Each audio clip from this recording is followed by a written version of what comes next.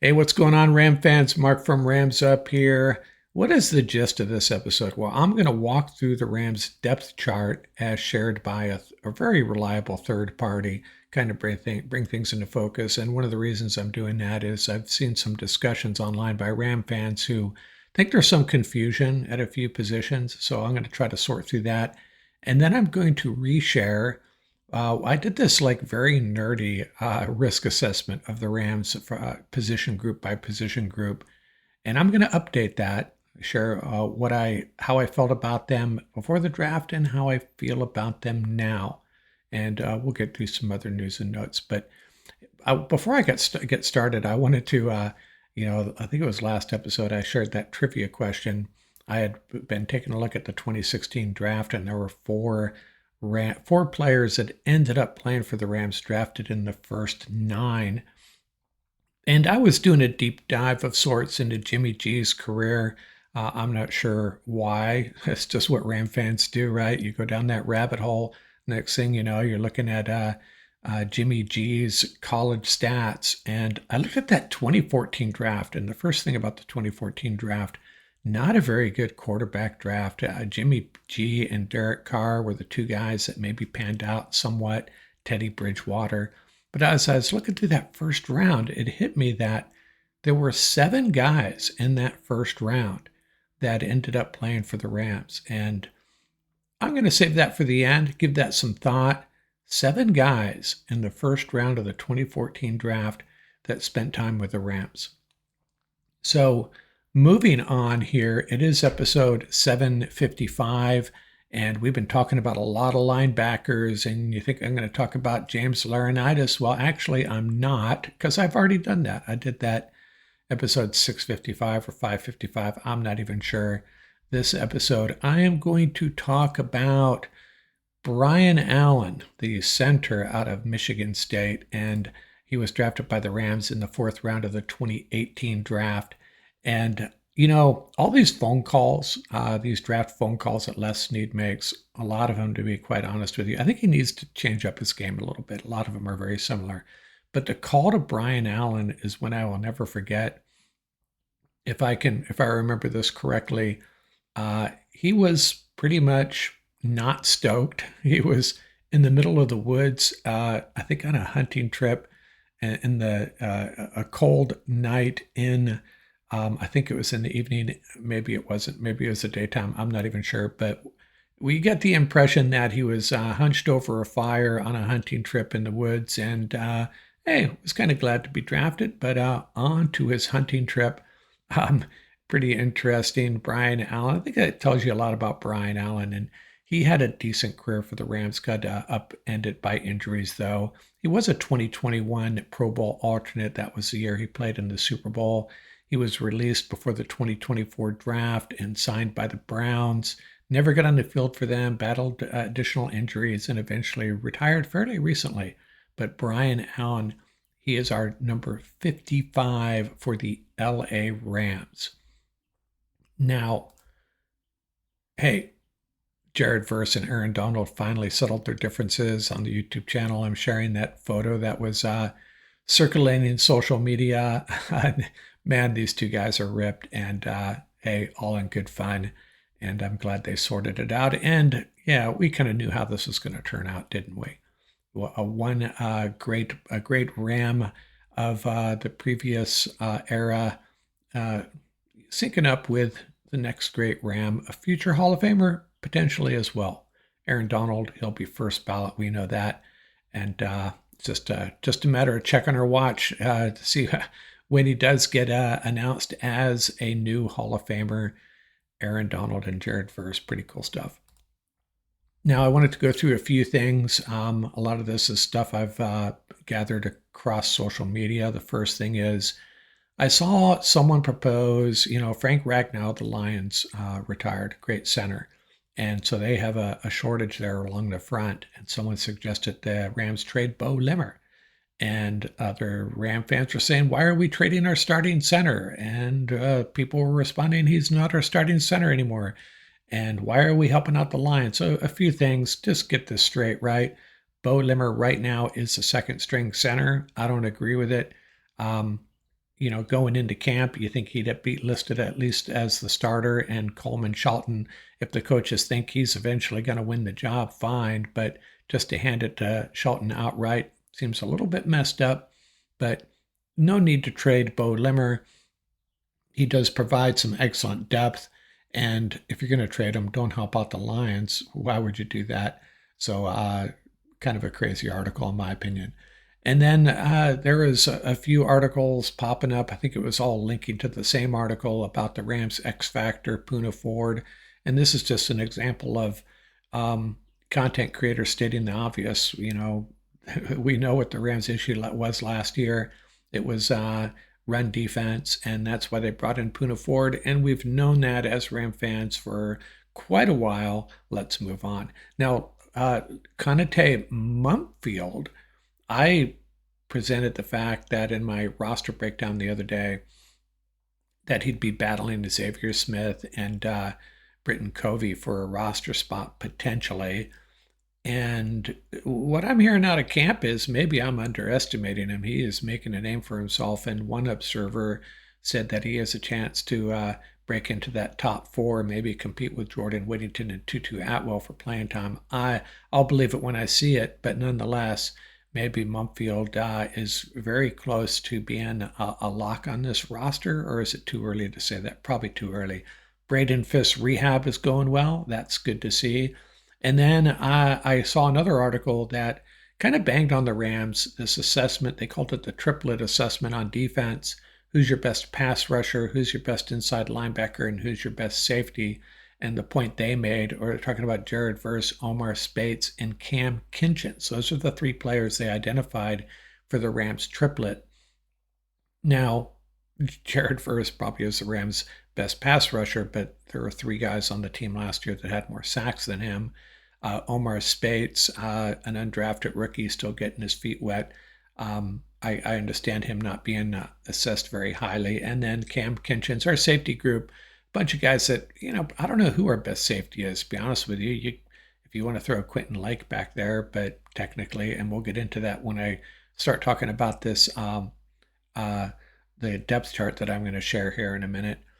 Well, the first problem is I think that's a poor way to assess the state of a defense by looking at this triplet of pass rushers, inside linebackers, and safeties. Some would argue that inside linebacker and safety are two of the lesser important positions, especially in the Rams defense. But, I may go with, a pass rusher, outside pass rusher, inside run defender, and maybe cornerback. Now, the Rams still may not grade out very well. They had the Rams rated 23rd in the league for this triplet and the worst in the NFC West. But take that with a grain of salt. I don't think it's really that meaningful, in my opinion. Now, I wanted to look at, when I look at the Rams schedule, I always break it up into pieces. And that's what I did here, sharing on the YouTube channel the first 4 games of each NFC West team. And there's some interesting things coming out of these games. The Rams, Texans at Titans, Eagles at Jags. The 49ers get the Seahawks and Saints both on the road, and then they come home and play the Cards and the Jags. Seahawks, 49ers at Steelers, Saints at Cardinals. So much easier to follow along on the YouTube channel. So I'm sorry if you're audio only. And then the Cardinals at the Saints, the Panthers, the 49ers, and the Seahawks. And a couple things jumped out at me. All the other 3 NFC West teams will have played 2 divisional games by the end of week 4, while the Rams will have not played any. And the other thing that jumped out at me was the Rams are the only team playing a playoff team from last year. And in fact, the Rams played 2, the Texans and the Eagles. Now, what does that tell me? That tells me that the Rams, to get out of the gate 4-0 might be asking too much. We can ask for it, though, I guess. But there's a good chance they will not be in first place after week 4. I think but then again, these 3 teams, the 49ers, Seahawks, and Cardinals, are all going to be pecking away at each other. So most of them will have at least 1 loss, I think. But just a note, the Rams will be in a good position after week 4 if they're 3-1, and they still have 6 divisional games to play, so they can, you know, they're in control of their own destiny. It's kind of odd to say that after 4 weeks, but it's true. Um, Whereas if one of these 49ers, Seahawks, Cardinals, if one of them go 0-2 in the division, they're going to be in a hole very early on. And a couple of coaches could be on the hot seat there if that happens.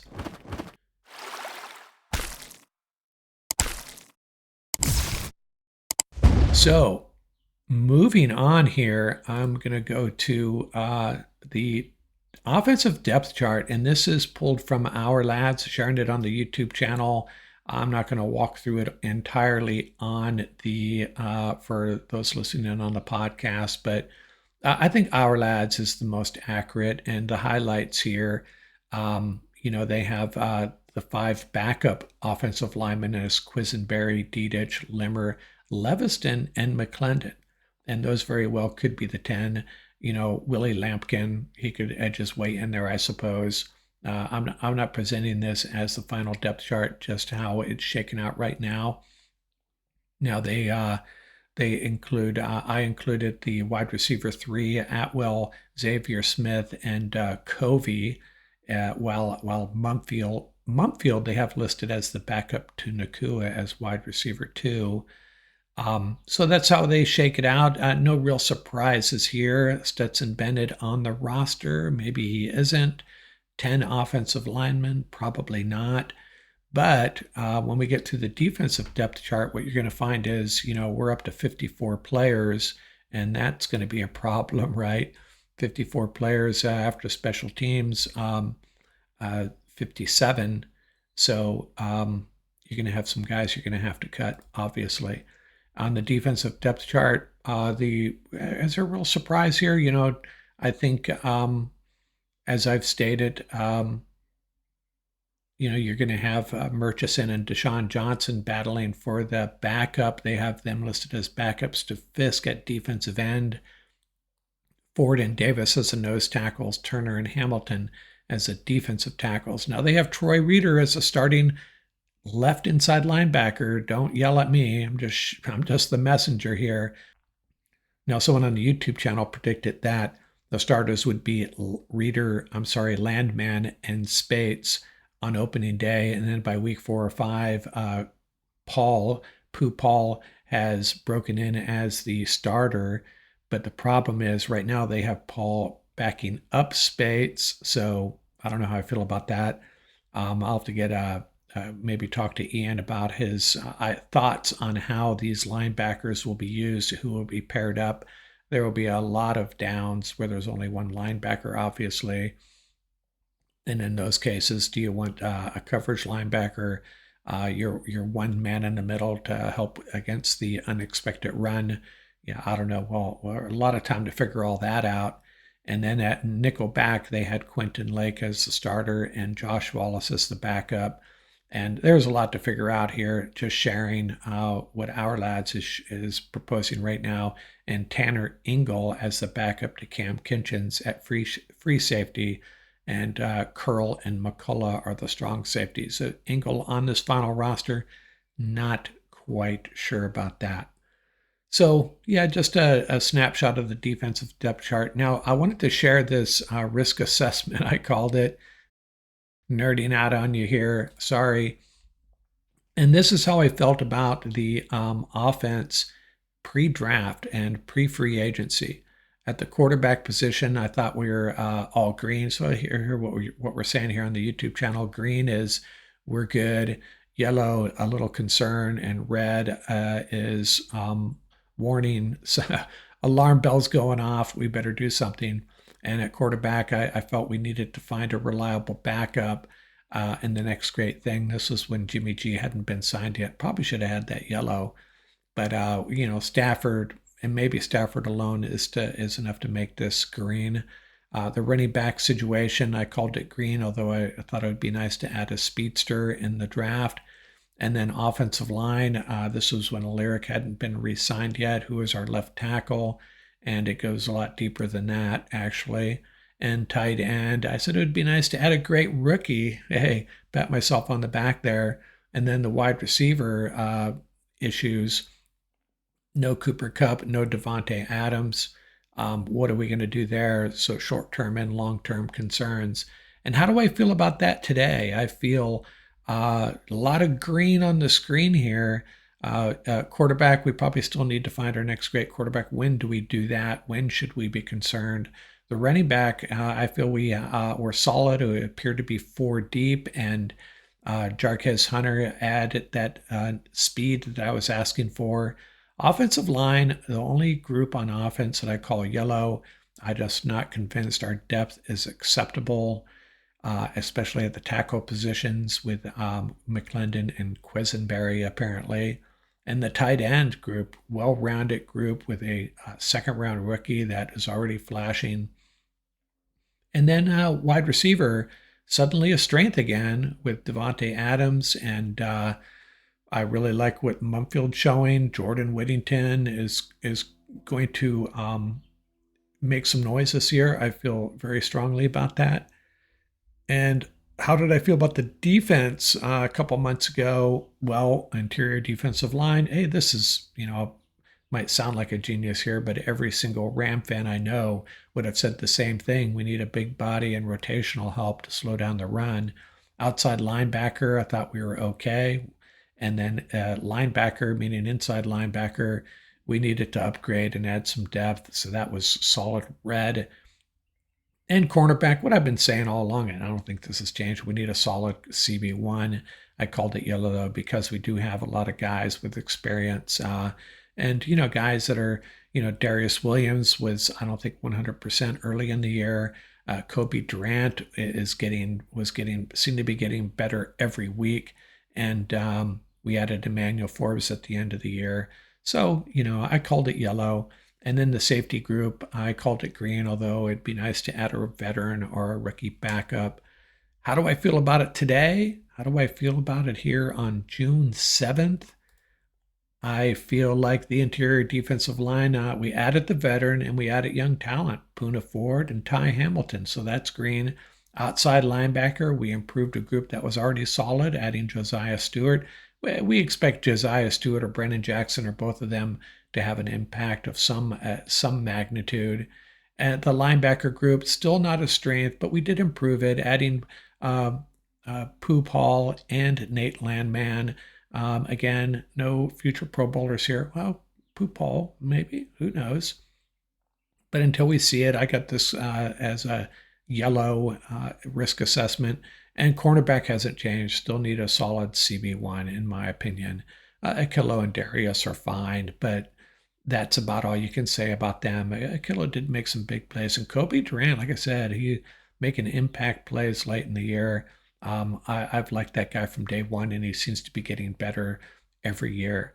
And then the safety group, no change. I still call it green, but we need to add a veteran or a rookie backup. And I think the veteran, well, we're not going to add a rookie. Well, maybe there's a undrafted, Varcarcel. I don't have his name in front of me. I'm probably butchering it. Maybe he'll step up and be that a good rookie backup, or they bring back John Johnson. I don't know what's going on with that, and we probably won't know for a while. So, as I said at the beginning here, that 2014 draft, seven guys from that draft ended up playing for the Rams in the first round draft picks ended up playing for the Rams. Now, two of them were drafted by the Rams. That was the year we drafted Greg Robinson, second overall, and Aaron Donald, 13th overall. Did we get that backwards or what? And who else? Blake Bortles was the third overall pick, and he came over to the Rams briefly. Sammy Watkins was the fourth overall pick, and he was with the Rams. Was it just one season? OBJ was the 12th overall pick. Man, guys that came in and helped us win a Super Bowl. How about that? And then the 20th overall pick was Brandon Cooks.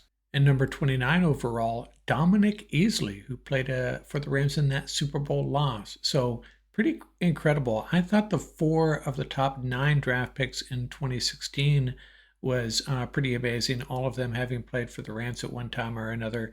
2014 draft, 7 of the first round draft picks that year ended up playing for the Rams. So that's all I got. Hope you enjoyed that. We'll be back early in the week, Ian and I, hopefully, and I'll be dropping pods and videos all week long out here from Rams Up.